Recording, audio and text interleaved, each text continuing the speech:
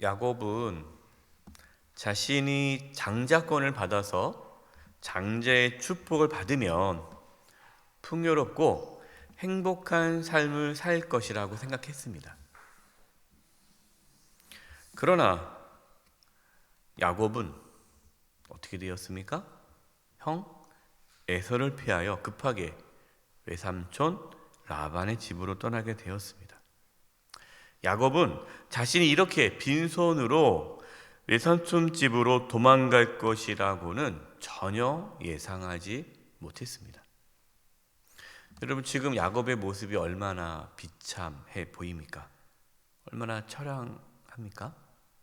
11절이에요. 한 곳에 이르러는 해가 진지라 거기서 유숙하려고 그곳에 한 돌을 가져다가 베개로 삼고 거기 누워 자더니, 야곱은 광야에서 유숙을 할 곳이 없었어요. 그냥 들판에서 노숙을 하게 된 거예요. 돌 하나를 가져다가 베개로 삼고 누워서 잠을 청하였습니다. 여러분, 이때 야곱의 마음이 어떠했을 것 같아요? 그렇게 장자가 되려고 애쓰고 수단과 방법을 가리지 않고 노력을 했는데 돌아온 것은 살기 위해 도망가서 들판에서 노숙을 하는 처지가 된 거예요.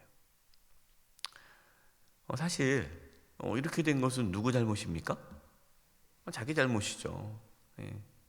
야곱의 잘못 때문이에요. 자기가 그 욕심 때문에 하나님의 뜻을, 하나님의 인도하심을 구하지 않고 하나님보다 앞서 나가서 자기가 다 하려고 이 욕망이, 이 욕심이 거짓을 행하게 되고 속이게 되었고, 그 결과 돌아오는 건 이 고통이죠. 그러나 우리가 오늘 말씀을 통해서 반드시 기억해야 할 것은 야곱의 연약함보다 뭐가 더 큽니까? 하나님의 사랑과 은혜가 더 큰 거예요. 야곱은 들판에서 꿈을 꾸었습니다. 12절이에요. 꿈의 본즉 사닥다리가 땅 위에 서 있는데 그 꼭대기가 하늘에 닿았고, 또 본즉 하나님의 사자들이 그 위에서 오르락 내리락 하고, 꿈의 사닥다리가 땅 위에 서 있습니다. 사닥다리 꼭대기가 하늘에 닿았어요. 하늘에 닿았다라는 건 뭡니까? 하나님과 지금 연결된 거죠. 하나님의 사자들이, 하나님께서 보낸 천사들이 사닥다리에서 오르락 내리락 하고 있습니다. 이 꿈은 비록 지금 야곱이 빈손으로 들판에서 누워 자고 있지만 하나님께서 이곳에서도 함께 하신다는 것을 보여주는 것이죠. 13과 14절입니다. 또 본즉 여호와께서 그 위에 서서 이르시되, 하나님께서 말씀하십니다. 나는 여호와니 너의 조부 아브라함의 하나님이요 이삭의 하나님이라. 내가 누워있는 땅을 내가 너와 내 자손에게 주리니 내 자손이 땅에 띠끌같이 되어 내가 서쪽과 동쪽과 북쪽과 남쪽으로 퍼져나갈지며 땅의 모든 족속이 너와 내 자손으로 말미암아 복을 받으리라. 아멘. 하나님께서는 지금 야곱에게 무슨 복을 말씀해 주고 있습니까? 아브라함에게 주셨던 복, 그 복을 지금 야곱에게 말씀하고 있는 거예요. 하나님은 아브라함의 하나님이시죠. 그 다음에 이삭의 하나님이신데 이제는 누구의 하나님이 되겠다는 겁니까? 야곱의 하나님이 되시겠다라는 거예요. 15절입니다. 내가 너와 함께 있어 내가 어디로 가든지 너를 지키며 너를 이끌어 이 땅으로 돌아오게 할지라. 내가 내게 허락한 것을 다 이루기까지 너를 떠나지 아니하리라 하신지라. 하나님은 연약하고 부족한 그 야곱과 함께 하신다라고 말씀하세요. 다시 가나안 땅으로 돌아오게 할 것이고, 하나님의 약속을 이루실 때까지는 야곱을 떠나지 않겠다라고 말씀하십니다. 여러분, 이게 얼마나 놀라운 말씀이에요. 저와 여러분도 때로 야곱처럼 자신의 욕망에 사로잡혀서 하나님께서 기뻐하지 않으신 그런 일들을 할 때가 있지 않습니까? 실수할 수도 있고 잘못할 수도 있어요. 자신의 욕심대로 살아갈 때가 있습니다. 그래서 삶의 고난과 역경을 만나기도 합니다. 그러나 감사한 것은 하나님께서는 연약한 우리와 함께 하신다라는 거예요. 하나님은 절대로 저와 여러분을 떠나지 않으십니다. 이렇게 말씀하시는 분들이 있어요. 목사님, 내가 너무나 하나님께 죄송해서 하나님께 해드린 것도 없고 맨날 죄만 지어서 하나님 뵐 면목이 없어요. 맞아요. 우리가 하나님 뵐 면목이 있겠습니까? 하나님 뵐 면목이 없죠. 그러나 하나님은 우리를 만나주시고 함께해 주신다는 거예요. 여러분, 이것을 믿으시기 바랍니다. 그게 믿음이에요. 자신의 연약함, 자신의 부족함, 이것에 집중하는 것이 아니라, 물론 우리가 하나님 말씀대로 살아야 되겠지만, 그러나 우리가 집중해야 할 것은 내 자신이 아니라 변함없는 하나님 사랑, 하나님의 은혜, 부족하지만 나와 함께 하시는 하나님께 집중할 수 있기를 바랍니다.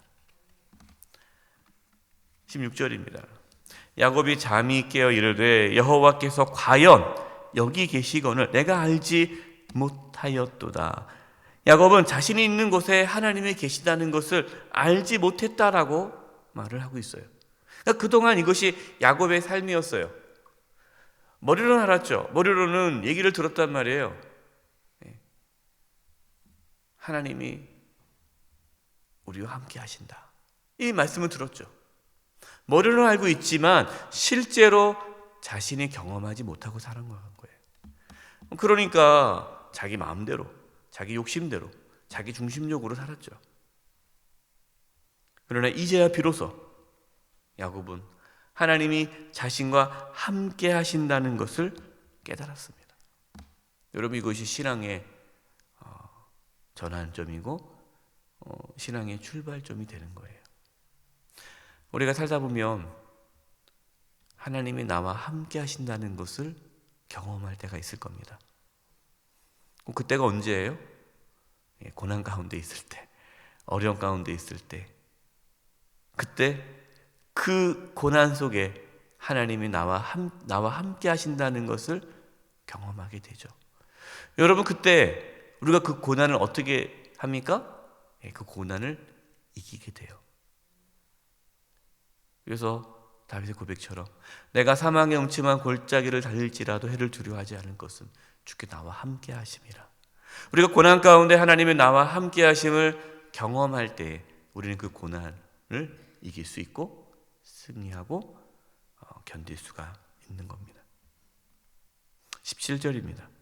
이에 두려워하여 이르되 두렵도다. 이곳이여 이것은 다름이 아닌 하나님의 집이요 이는 하늘의 문이로다 하고, 야곱은 하나님을 어떻게 하게 됩니까? 두려워하게 됩니다.